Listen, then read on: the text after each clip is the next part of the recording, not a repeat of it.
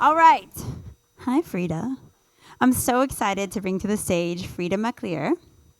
Frieda is a senior research associate at Kapoor Center. Do y'all know Kapoor Center? Yeah. Yes. All right.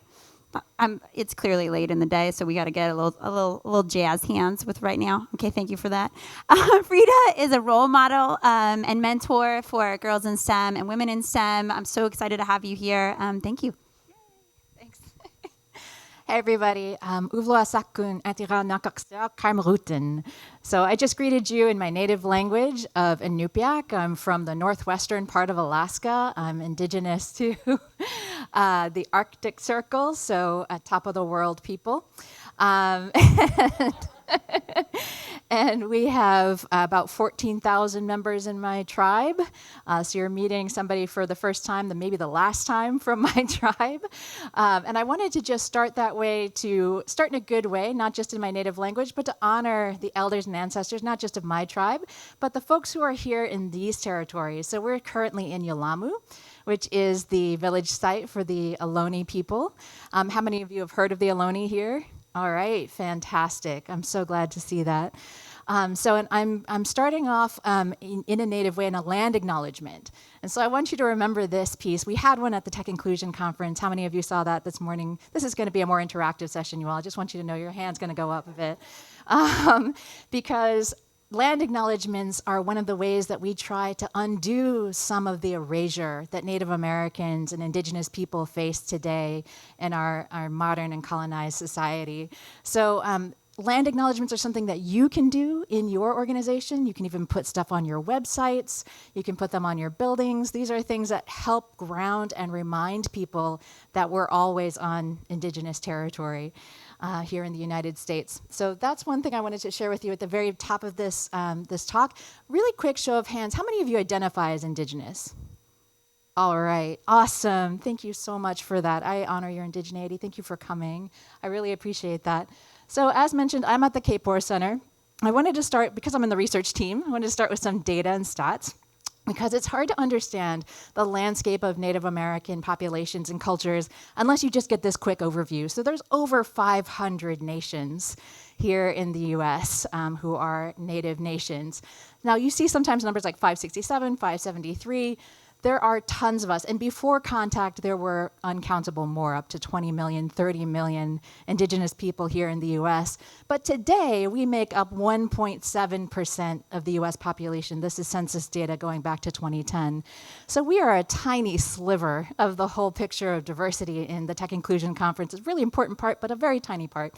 32% of us are under the age of 18. So that's a huge amount of Native populations. A third of us can't vote or can barely even drive.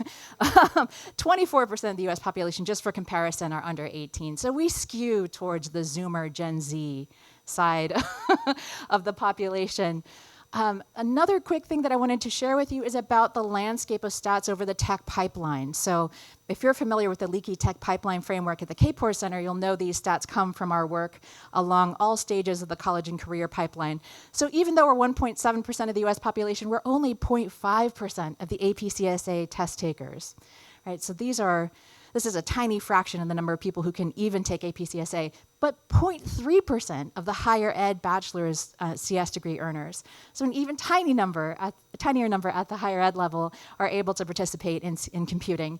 0.5% of the tech workforce, I'm sorry, these slides did not get formatted correctly, but we don't even have data about the number of entrepreneurs and venture capitalists who are Native American, right? So this is, again, this is the theme of the talk. I'll just tell you the theme: colonization and the continuing genocide of Native American people still very present, and that shows up in this erasure, right? So you can definitely see how after hundreds of years, we're still not even represented in terms of data sets, all right? So we're too small to be counted, this long after 1492. I wanted to give you a flavor of what it could look like for you in your position, your role. Thank you, Karan, for that wonderful framework of grassroots allyship. We need a lot of grassroots allyship as Native Americans, not just because we're numerically small, but because you might not even know you're talking to a Native American in tech, right? We look like everybody. We're extremely multiracial, right? We can be more white, red. They're Black natives. We have folks who have lots of different ancestries, Asian, Latin American, et cetera. So we really do have multiple layers of non-visibility within the tech sector. And how you can show up for us are, first of all, to learn and educate yourself about Native American cultures. We have a saying, so you've met me now. You've met exactly one Native American. It's impossible for me to generalize about all of our cultures and our life ways. Even our priorities as tribe members differ so dramatically across the US. In Alaska, my mother wasn't born into a state, right? She was born into a territory of Alaska. This is my mother's generation, right? So this is how recently colonization impacted some of us here that are living today just like everybody else. So learn more. This is one of the most crucial points. You can do this in a number of ways. Of course, we have problems with representation in the media. However, there are lots of organizations I'll introduce you to that you can partner with to help bring you up to speed on where we are today, what's happening in Native tribes, et cetera. I want you to establish these partnerships with these organizations because Native serving organizations are our anchor points into the tech, college, and career pathway. So those are vital places for you to get more information, but get connected to Native communities, folks coming through our Gen Z brethren who are trying to get into tech jobs. Building capacity at the D&I level is crucial. We want grassroots allyship, of course, wherever you are in your company or your organization. We would love you to meet with us and get to know us in our communities. The other pieces, though, at the structural level, we really need your boards. We really need your leadership. We need folks to be able to recognize and understand the need for Native Americans to be in this space. Sponsoring and supporting us is a huge part of the picture because I didn't get here, thank you. I didn't get here through my own steam alone. A lot of folks came along in my life and helped supported me and my trajectory to get to the Kapor Center.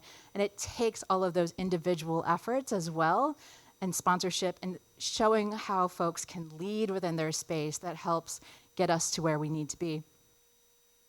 There's an upcoming opportunity I wanted you to be aware of, a very specific touch point for a longer presentation that is being put together by diversity advocates. So at the Kapor Center, we have a grassroots D&I group, if you've not heard of it, called Diversity Advocates. And we have this November, we're going to be doing an entire allyship workshop on recruiting and retaining Native Americans in tech. So it's very specific and focused.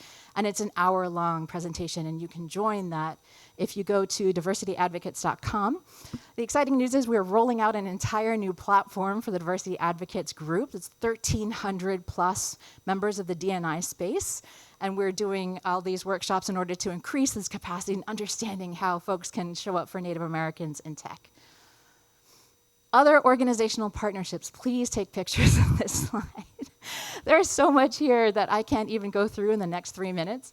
The American Indian Science and Engineering Society is probably the biggest partner that you're going to want to meet. The reasons are multifold, but one of them is that they have professional and school chapters for Native Americans who are interested in STEM and computer science. That's the number one reason. The second being they have a CV database. So if you're recruiting right now and you haven't logged into the ACES CV database and haven't seen how many recent graduates with computer science degrees there are in the Native American communities that they serve, please do get into that CV database.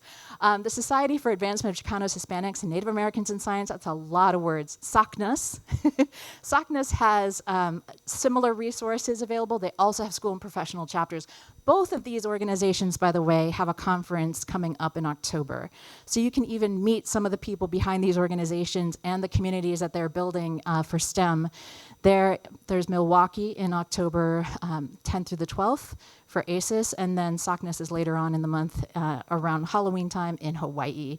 Please do, if you haven't booked your trip, please do think about going. The American Indian College Fund is an important anchor institution for not just folks coming through college, but folks in high school as well looking for scholarships. I mentioned Diversity Advocates briefly. There's a very exciting new initiative called Native Girls Code that I wanted to give a shout out to. Na'a Ilahi Fund is located in Washington State, and they are building out, like Black Girls Code, they are building out clubs and out-of-school time opportunities for Native girls to be able to learn how to code. Super exciting. I wanted to also just spend a minute on a project that I'm just launching. So at the Kapor Center and Research team, we got a grant to be able to build out culturally relevant project-based high school computing curricula for Native American serving schools. And I'm so thrilled to tell you about this. It's a dream come true.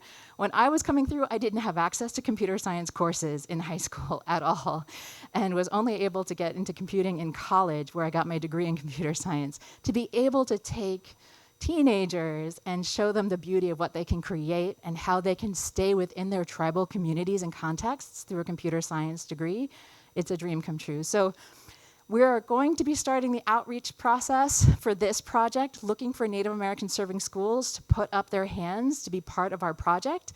So all of you, if you want to come and see me after this, if you have folks who work in schools within the context of Native American communities, it doesn't even have to be in this state, it can be anywhere in the US, please do come and approach me and tell me about those folks or connect me so that we can get a hold of more schools who might be interested in this content. The reason being, there is no database of high schools that serve Native American students.